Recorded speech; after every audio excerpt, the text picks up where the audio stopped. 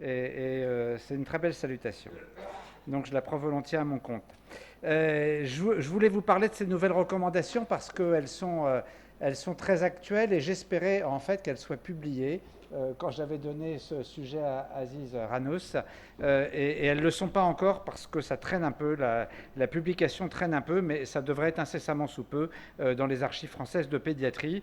Mais elles ont été rendues publiques il y a déjà presque un an au dernier congrès de pneumologie d'allergologie de la Maison de la Chimie à Paris. Alors, je vais débuter, c'est une déformation des GIRP, par une petite QCM, mais je ne suis pas équipé comme notre collègue, le professeur Bourgaoui. Donc, on va faire ça à main levée. Je vais vous demander quelles sont là où les propositions exactes concernant l'asthme de l'enfant. Donc la proposition A, chez un enfant de 11 ans, une dose journalière de propionate de fluticasone, donc Fixotide, je pense que ça a le même nom au Maroc, à 500 microgrammes par jour, hein, donc par exemple 250 x 2, constitue une dose moyenne. Alors qui pense que c'est vrai? Si vous répondez bon à toutes les questions, je retourne à la piscine. Alors qui pense que cette proposition est exacte? Levez la main. Qui pense que cette proposition est fausse? Bon, il y a une majorité de fausses et beaucoup d'abstentions. À l'âge scolaire, une sensibilisation à un allergène respiratoire est retrouvée chez 50% des patients asthmatiques. Qui pensent que cette proposition est vraie? Et qui pensent que cette proposition est fausse? Bon, là, je vais dire une majorité de fausses quand même. Le recours ponctuel à des bronchodilatateurs pas plus d'une fois par semaine, avec une exploration fonctionnelle respiratoire normale, ne justifie pas la mise en route d'un traitement de fond chez un enfant de 8 ans. Qui pense que cette proposition est vraie et qui pense que cette proposition est fausse? L'adjonction d'un antileucotriène, bon, il n'y en a qu'un, c'est le Montelukast, dans le traitement de fond est particulièrement efficace pour le contrôle des exacerbations. Qui pense que cette proposition est vraie et qui pense que cette proposition est fausse? On va dire encore une majorité de faux. Donc un atropinique longue durée, je ne sais pas si vous l'avez, le trotropium, peut-être que oui, est une option thérapeutique intéressante dans le traitement de l'asthme au palier 5 du GINA. Qui pense que cette proposition est vraie? Et vous ne l'avez pas, oui. Et qui pense que cette proposition est fausse, donc vous abstenez. Hein. Voilà. Bon, sincèrement, vous avez été très bon. Voilà. Donc, je vais retourner à la piscine. Parce que je vais vous donner les réponses, c'est toujours mieux. Effectivement, 500 microgrammes par jour aux âges pédiatriques de fluticasone, c'est une dose forte de corticoïdes inhalés. On n'est plus dans les doses moyennes. Dès qu'on dépasse 200, on passe dans les doses fortes. À l'âge scolaire, et ça c'est très important, je vous le redirai, la sensibilisation chez le patient à un pneumallergène chez le patient asthmatique, c'est à peu près 90%, enfin 88%, ça varie un petit peu selon les études, mais c'est de cet ordre-là. Et c'est vraiment un message que je ne cesse de faire passer. Quand on n'a pas cette sensibilisation à un pneumallergène, c'est une très bonne raison de réinterroger le diagnostic d'asthme. Ça existe, mais ce n'est pas si fréquent.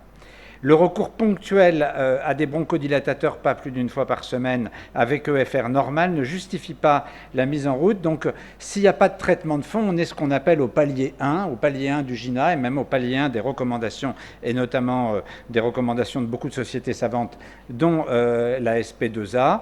Et le palier 1, c'est le contrôle total, c'est-à-dire pas très peu de symptômes, et notamment utilisation des bronchodilatateurs moins de 2 fois par mois. Donc si vous l'utilisez une fois par semaine, eh bien sûr, vous avez dépassé ces 2 fois par mois tolérés au grand maximum. Et un atropinique de synthèse longue durée, oui, c'était recommandé chez le plus de 12 ans, mais c'est aussi maintenant recommandé chez l'enfant plus jeune. Donc, Il reste une question. Oui, pardon, je suis allé un peu vite. Les antileucotriènes, alors c'est des médicaments que j'aime pas beaucoup, le Montelukast, mais qui peuvent être intéressants dans le contrôle de la symptomatologie, notamment de la symptomatologie à l'effort, des sibilances, mais qui sont démontrés non efficaces dans les exacerbations. Exacerbation, c'est cet épisode relativement sévère, c'est ce qu'on appelle la crise d'asthme, qui dure plus de 24 heures et qui nécessite une corticothérapie par voie orale. Donc c'est pas, si le problème du patient c'est d'avoir des exacerbations, eh bien c'est pas ça qu'il faut lui donner.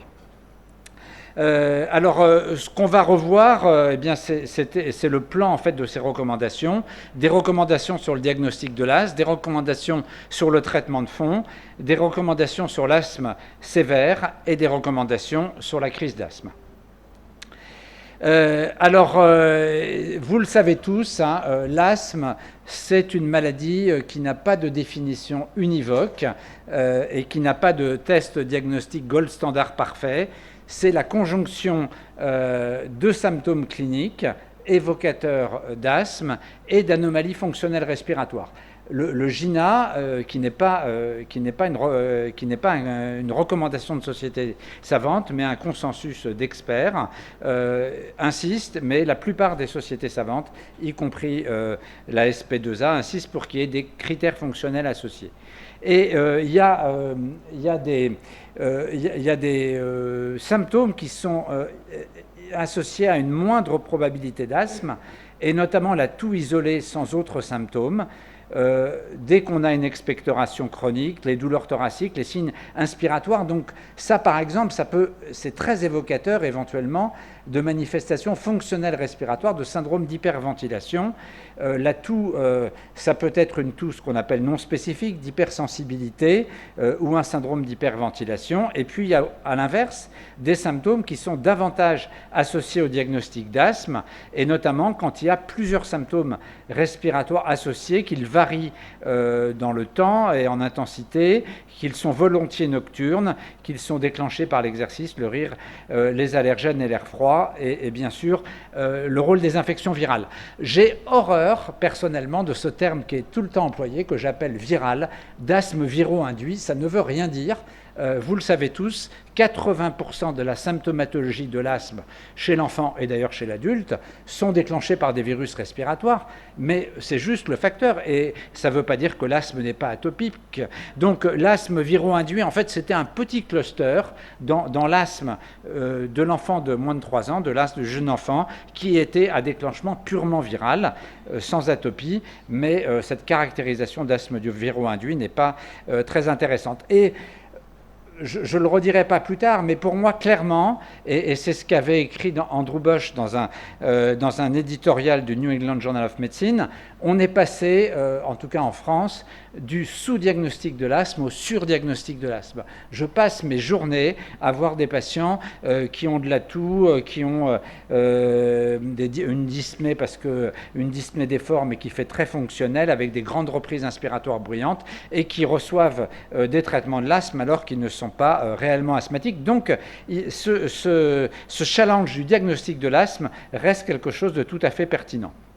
Alors ce tableau est un peu fatigant, on va passer très vite dessus, mais tout ça pour vous dire qu'il faut faut des explorations fonctionnelles respiratoires et un test de réversibilité. C'est très important. Donc on disait pour le VEMS, qui est le plus intéressant, plus 12%. Maintenant on est même descendu à plus de 10% en valeur absolue. Enfin en tout cas de la valeur théorique, par exemple pour les résistances pédismographiques des voies aériennes, c'est beaucoup plus, c'est moins 45%. Donc voilà. Alors dans les recommandations de la SP2A, il y a la question de la radiographie thoracique. Parfois, c'est tellement évident que le patient a un asthme, il est allergique aux acariens ou au pollen, il fait une crise d'asthme quand il rentre dans un endroit où il y a des acariens, des pollens, il siffle, on lui donne un bronchodilatateur, tout va bien, qu'on ne se pose pas de questions et que parfois on ne fait pas cette radio, mais elle fait partie des recommandations officielles, et je dois dire qu'il faut le garder en tête. C'est un garde-fou pour éviter de se faire avoir. Je me suis fait avoir comme tout le monde. Je suis par exemple passé à côté d'une hypertension artérielle pulmonaire qui se présentait pour un asthme d'effort et qui avait des grosses AP. Et la radio, on a intérêt à la faire pas trop tard. Ensuite, il y a la question du bilan allergologique. Je vous en ai parlé tout à l'heure dans les QCM. Ce bilan allergologique sert à beaucoup de choses, à phénotyper l'asthme, à repérer les facteurs déclenchants des crises, à prendre des mesures environnementales, à adapter la stratégie thérapeutique, à identifier les risques de persistance de l'asthme, comme par exemple l'allergie à la moisissure. Et donc, c'est extrêmement important de le faire.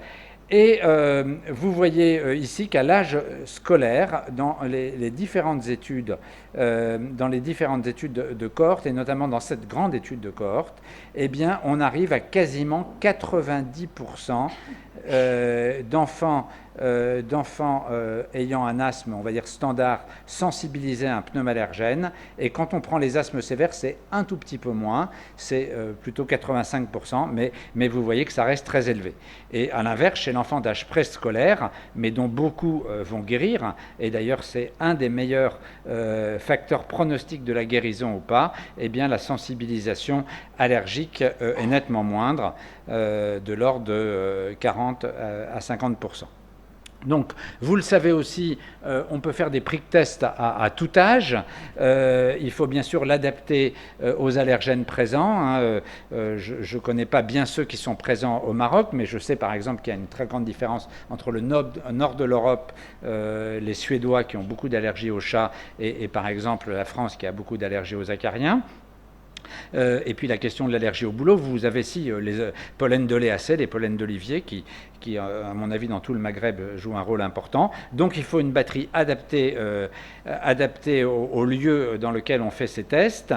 Et je dois dire que dans ma pratique, je fais des tests souvent à partir de l'âge de 3 ans, parce que c'est justement là, cet âge charnière où on passe de l'asthme de l'enfant d'âge préscolaire à l'asthme plus durable d'enfant d'âge scolaire. Et l'allergie constitue notamment un marqueur pronostique extrêmement fort.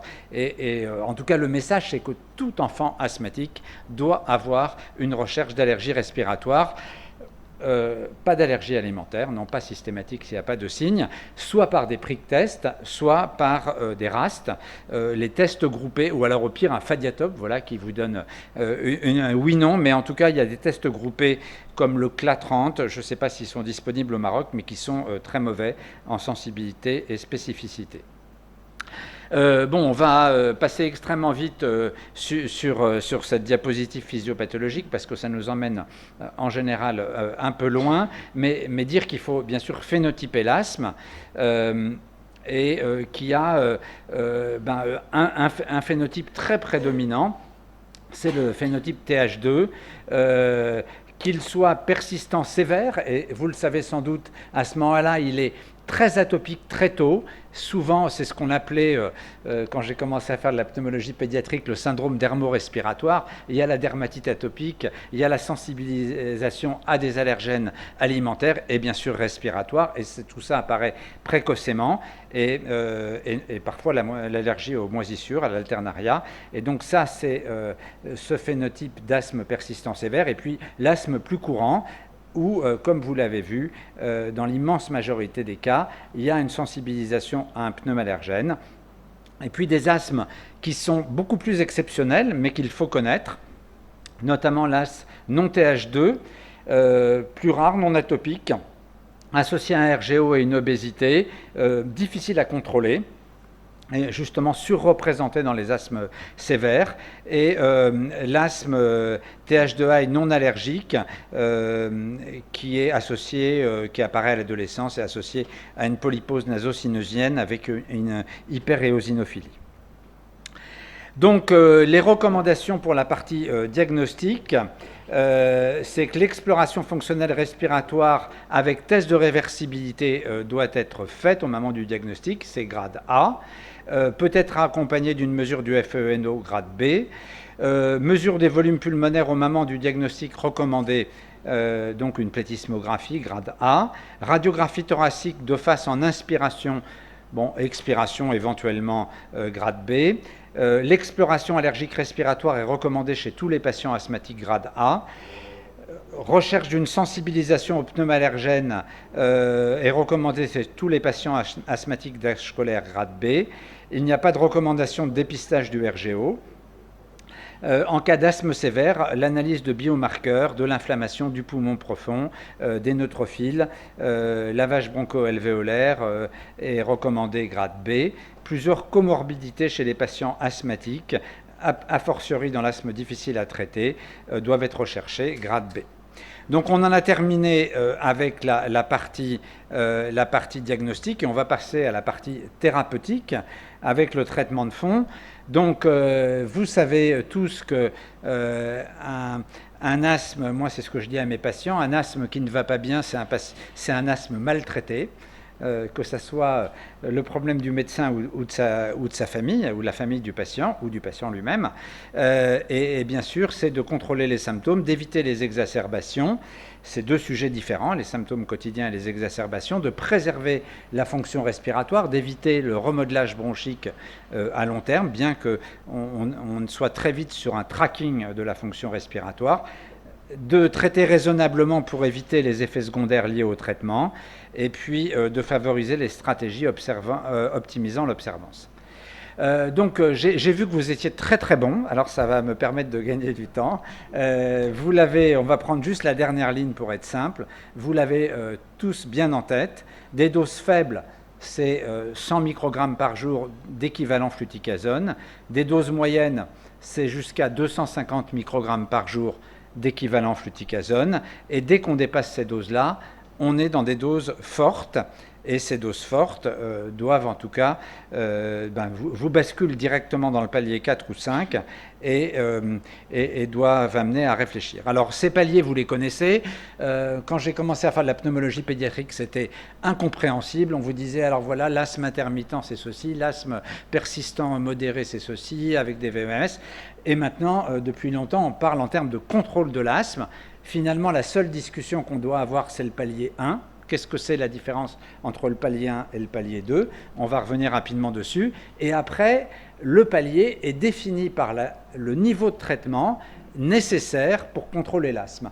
Et puis, quand cet asthme est contrôlé, eh bien, on a droit quelques mois après. Alors, le GINA dit 3 mois, moi je dis beaucoup plus, 6 mois, 1 an, en fonction de la saisonnalité, des allergènes, etc. On a le droit d'essayer de retester à la baisse, et c'est ça qui finit par nous définir notre palier. Donc, différence palier 1 versus palier 2, eh bien, le palier 1, c'est quand tous les critères que je vais vous énoncer après sont réunis.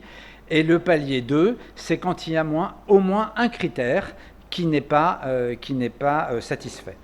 Donc, symptômes ou recours au bêta-2 court durée d'action inférieur à 2 fois par mois sur les 3 derniers mois. Bon, si c'est le cas, on peut parler de palier 1. Aucun réveil nocturne sur les 3 derniers mois. Aucune crise sévère, donc avec prise de corticoïdes par voie générale, sur les 12 derniers mois. Exploration fonctionnelle respiratoire normale. Pas de facteur de risque de crise sévère, antécédent de ventilation non invasive ou mécanique pour asthme, risque anaphylactique d'origine alimentaire. Donc voilà, si vous avez tout ça, vous êtes en palier 1. Et si vous en avez au moins un, vous êtes en palier 2.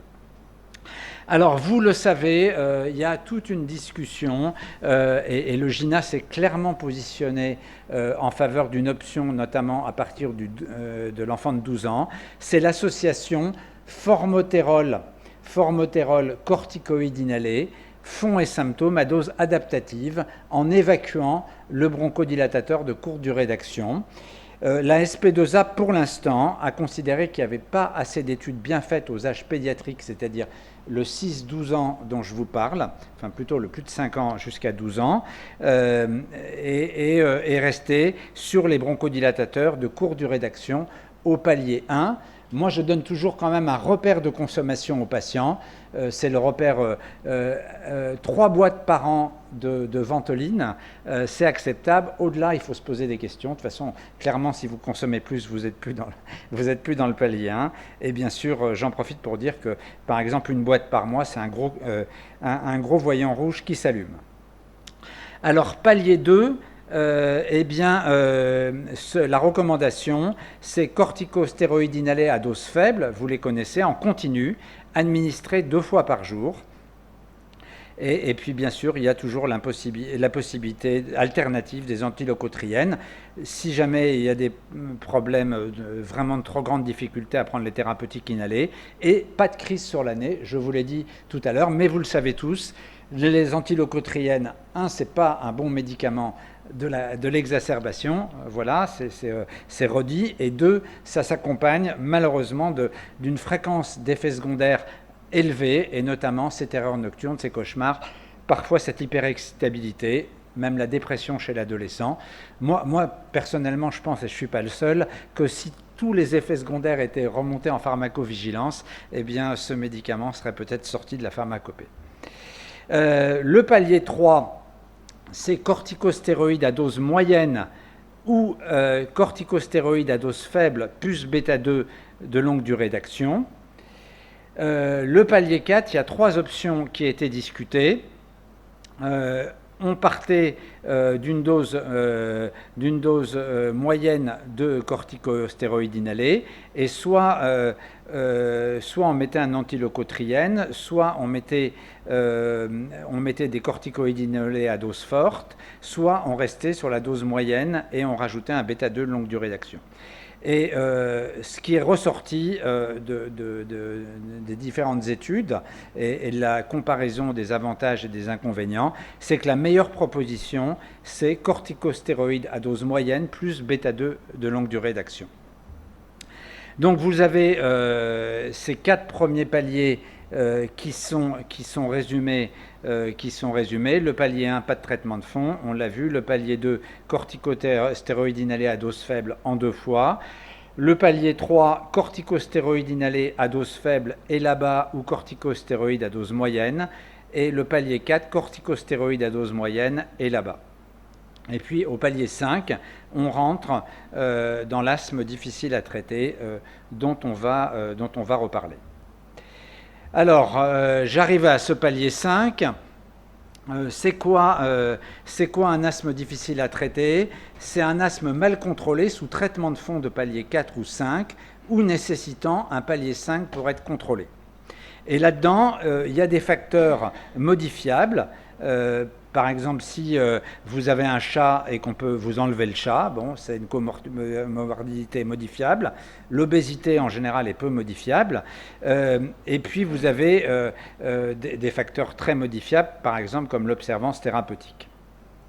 Et l'asthme sévère, eh bien, c'est à l'issue de ce processus d'analyse où on a confirmé que ce n'était pas seulement un asthme difficile à traiter, par exemple parce que le traitement était très mal fait ou parce qu'il y avait un RGO qui n'avait pas été traité, mais un asthme réellement sévère, comme je vous l'ai défini juste avant.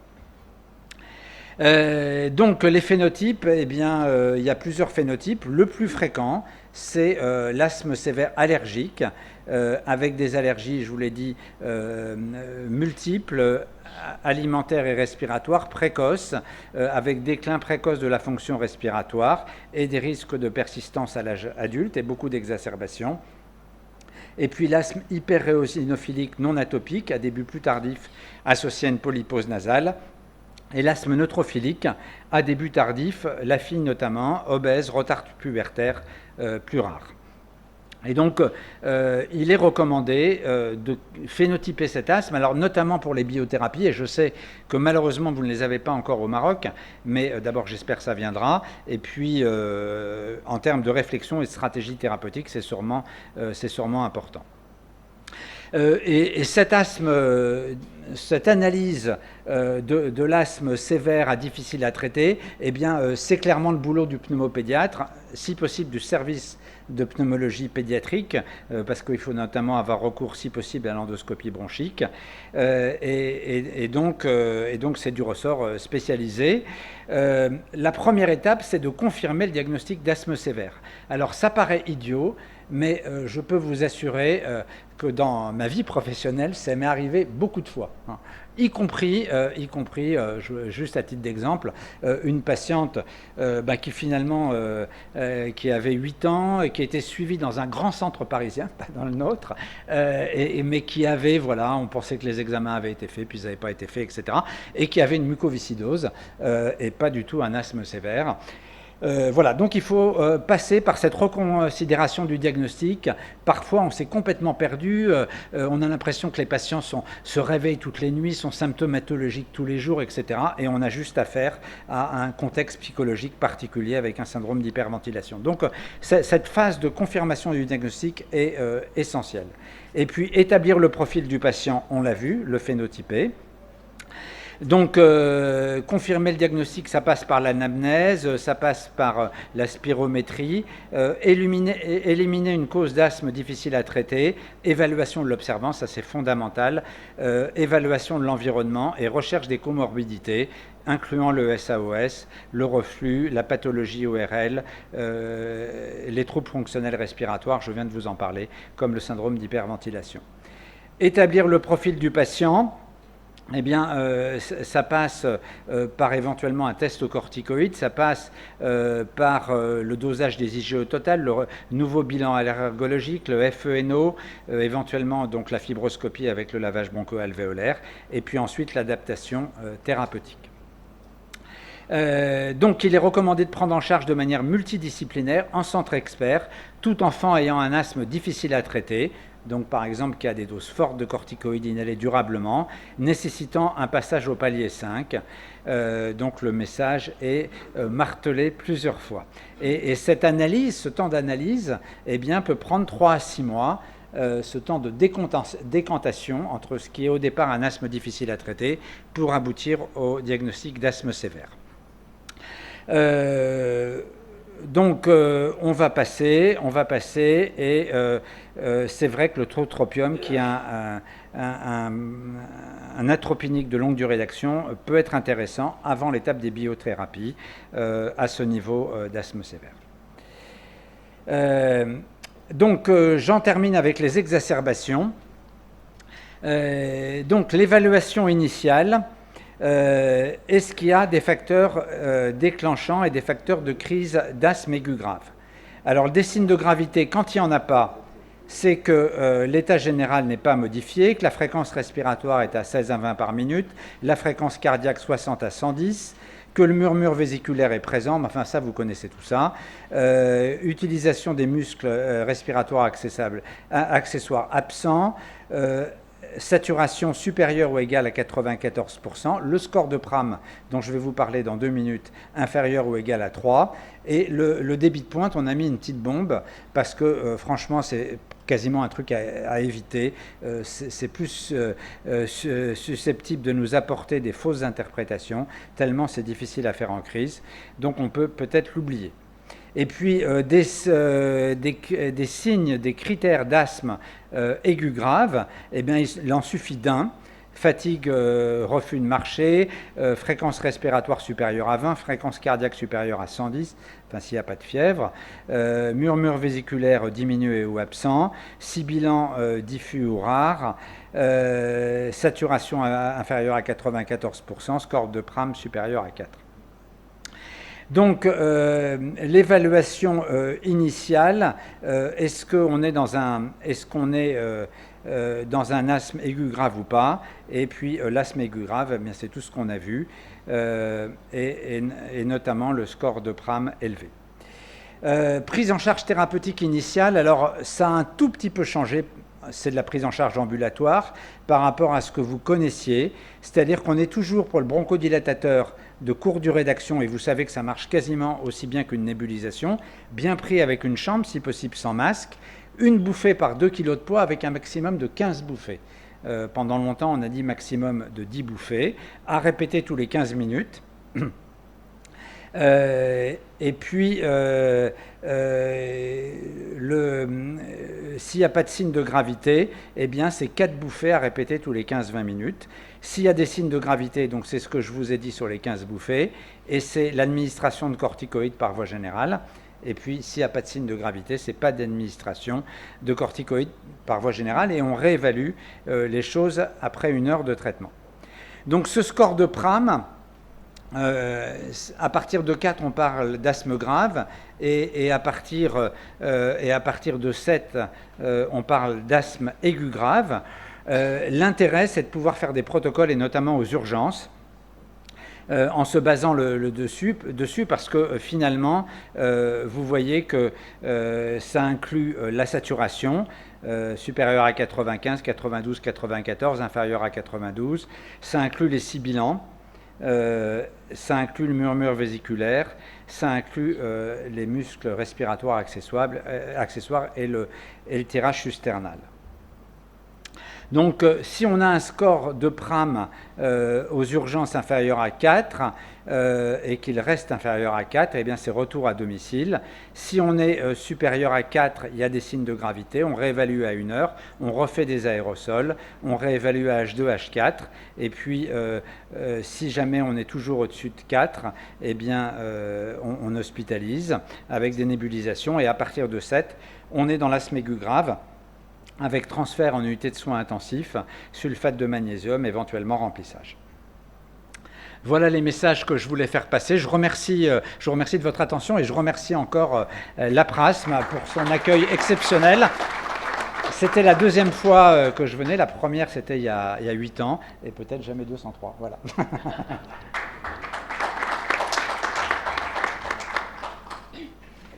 Merci beaucoup, professeur Bertrand. Allez-y. Je donne la parole à la salle pour discuter de ces nouveautés de cancer malade. La parole est à la salle et aux autres membres du jury. Merci Bertrand pour cet exposé très clair et intéressant. Moi, j'ai une petite question. Vous dites que la plupart des cas, il y a une composante allergique. Quelle est la place de la désensibilisation pour l'amélioration des symptômes pour diminuer le traitement de fond? Alors, la désensibilisation, elle a souvent une place prépondérante. L'indication, je dirais, principale, c'est quand même la rhinite allergique. Et dans l'asthme, c'est une indication minoritaire. Alors, il y a des asthmes, et j'en suis beaucoup, et probablement toi aussi, qui ont un phénotype purement allergique. Je ne parle pas du pourcentage de sensibilisation, mais je parle de la symptomatologie en rapport avec l'allergène. Exemple, on a tous des asthmes qui ne font des crises qu'au moment des pollens. Voilà. On a tous des asthmes, j'en ai, alors je ne sais pas ce qu'il en est, si peut-être à Essaouira, en tout cas au moins, des asthmes en tout cas en France, ils ne font une crise que quand ils vont chez les grands-parents dans la vieille maison en Normandie, où il y a beaucoup d'acariens, et ils font une crise à chaque fois. Donc ces asthmes-là, oui bien sûr, le bénéfice peut être considérable avec une désensibilisation. Par contre, pour un asthme tout venant, même allergique aux acariens, allergique au pollen, allergique, mais dont les facteurs déclenchants sont beaucoup les virus, etc., eh bien, le bénéfice de la désensibilisation, il est point d'interrogation, patient dépendant, on ne le connaît pas d'avance, et souvent la motivation principale, c'est de traiter la rhinite allergique. Voilà. Donc il y a ces deux cas de figure, à mon avis, assez distincts pour l'indication d'une désensibilisation dans l'asthme. Ça n'a pas de rapport avec le nombre d'allergènes? Parce qu'avant, on nous disait monoallergique. Non, alors toutes les belles études, parce qu'il y a eu de très belles études, notamment avec l'arrivée des comprimés. Les comprimés ont permis de faire des études en double aveugle contre placebo, enfin tout ce qu'on aime bien. Donc on s'est aperçu que d'être polyallergique, ça ne diminuait pas sensiblement l'efficacité d'une désensibilisation. D'être polysensibilisé. Polysensibilisé, ça ne diminue pas. Exemple, je réagis aux acariens, au pollen, à tous les pollens, mais finalement, je ne fais des crises que quand je vais dans la vieille maison pleine d'acariens. Eh bien, ma désensibilisation aux acariens marchera. La polysensibilisation ne diminue pas l'efficacité d'une désensibilisation. Par contre, elle peut poser un problème quand justement il y a trop d'allergies respiratoires et on ne peut pas faire plusieurs désensibilisations à la fois. Enfin, parfois, on en fait deux. Vous savez que les mélanges, ça marche très mal. Et donc, bon, je ne sais pas si je suis clair dans ma réponse, mais en tout cas, c'est celle-ci. Voilà.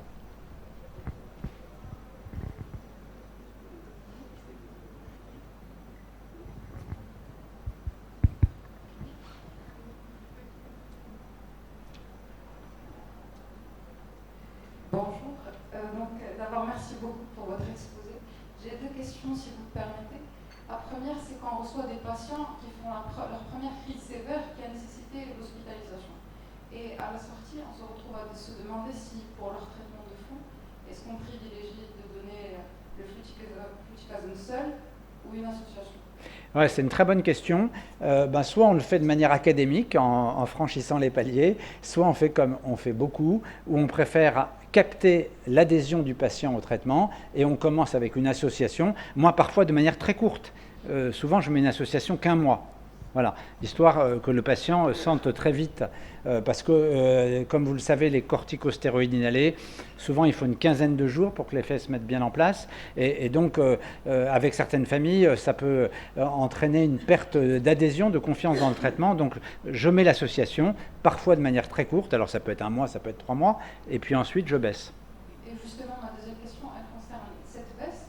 Quand est-ce qu'on peut se dire, on est bien, l'enfant n'a plus fait de crise depuis 3-4 mois, quand est-ce qu'on peut commencer à dégraisser, voire arrêter Si vous vous en référez au GINA et vous dites de revoir le traitement au bout de 3 mois, personnellement, ce n'est pas ce que je fais, parce que d'abord, il y a souvent des variations saisonnières. Imaginez que la crise se soit produite en février et puis que finalement, vous baissiez, ou elle se soit produite en été et que vous baissiez le traitement en octobre, ça va être une mauvaise stratégie.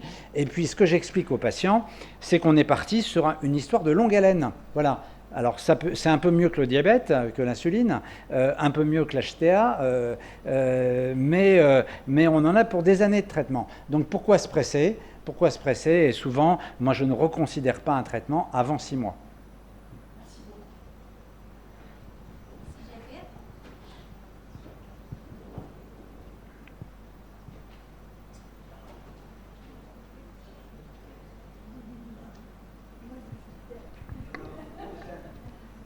Merci pour cet exposé. Ma question est simple. Est-ce qu'il y a un avantage dans l'utilisation des corticoïdes par des appareils de nébulisation versus aérosol et chambre? C'est une très bonne question aussi. D'un point de vue de la mesure des doses pulmonaires, c'est-à-dire qu'il y a la différence entre la dose délivrée et la dose pulmonaire, celle qui arrive au niveau des alvéoles, eh bien, il n'y en a pas. La nébulisation, vous avez un volume mort, vous nébulisez 100% du temps, vous respirez que 50 ou un tiers du temps. Et voilà. Donc, il y a une différence qui a été prouvée sur les études cliniques chez le nourrisson, oui, parce que le nourrisson respire tellement mal dans les dispositifs d'inhalation que la nébulisation lui apporte quelque chose. Je crois, ce n'est pas mon domaine d'expertise, que chez la personne âgée, ça peut aussi avoir un intérêt. Entre les deux, je crois que c'est beaucoup des habitudes de praticiens et pas tellement autre chose. Et vous avez vu d'ailleurs dans les recommandations que je vous ai présentées, on n'en parle pas. On n'en parle pas. Alors ça peut être tenté, mais oui, en France, il y a Jocelyne Just, pour ne citer qu'elle, qui utilise pas mal dans son équipe les nébulisations. Personnellement, je les utilise exceptionnellement. Voilà. S'il vous plaît, pour le palier 1 chez les enfants scolaires, est-ce qu'il faut privilégier le TRAC 1 ou le TRAC 2? L'association CSI formoterol, elle réduit l'altération de la fonction respiratoire et diminue les exacerbations.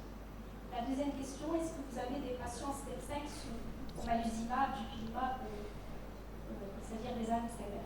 Merci. Alors, pour la première question, oui, je vous ai dit que la SP2A n'a pas retenu cette option chez l'enfant d'âge scolaire, c'est-à-dire le 6-12 ans, l'option de remplacer le bronchodilatateur de courte durée d'action par l'association fixe d'un corticoïde inhalé et du formoterol. Pourquoi le formoterol? Vous le savez tous, c'est parce que c'est un bêta-2 de longue durée d'action qui a l'avantage de marcher aussi vite, de donner une bronchodilatation aussi rapide que la ventoline. Voilà.